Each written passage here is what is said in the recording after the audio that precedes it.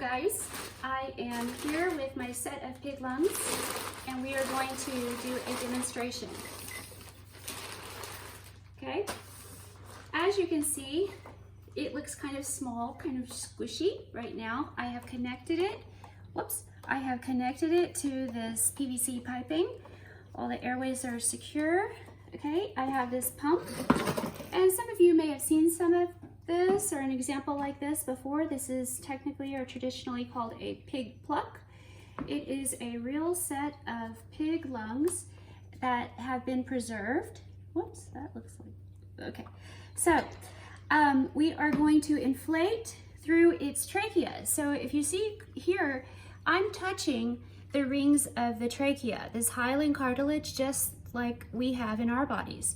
And then this tissue here, deflated lung tissue, actually, if you're looking very closely or close up in real life, it has lots of air bubbles still in it from the last time it was inflated. Okay, very soft to the touch. I am going to go ahead and put a little bit of air through his trachea and we'll see what happens. Oh my. Okay, so when I'm pumping air into the lungs, you can see that the air is going through this trachea down through the bronchi. And so you can see that this would be the front there, I think. Okay, here we go.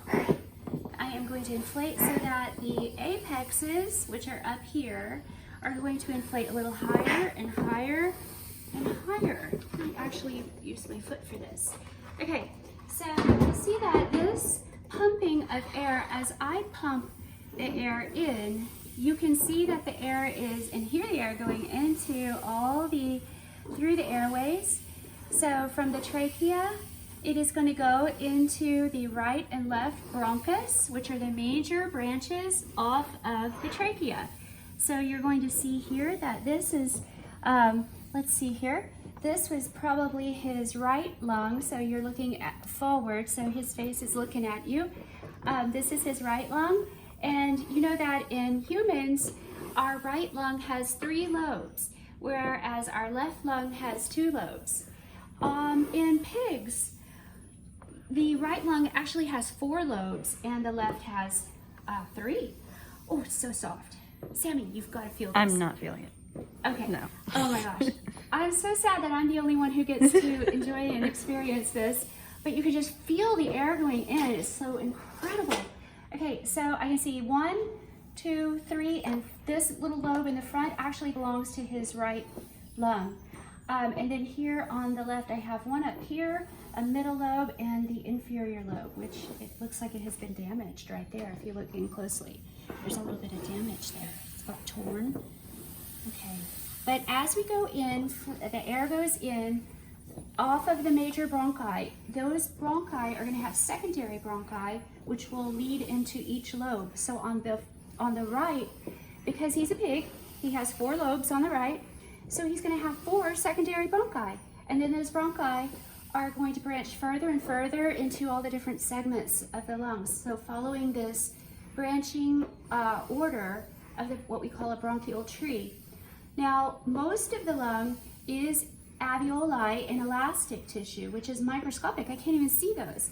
But that is what's going to collectively form this tissue that you see. So that's all it is. And if you're to carry it, it is very lightweight, even a full-grown pig lungs. So as we pump in this air, I can actually kind of see that this pig, if you kind of get in there close, Sammy, you'll see that that lining right there is his visceral pleura.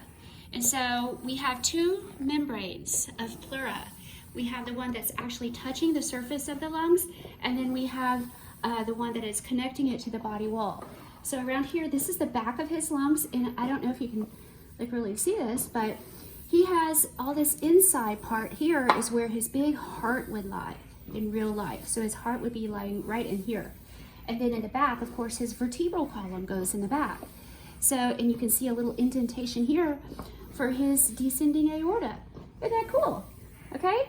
I think that's enough for now. And yeah, strike them.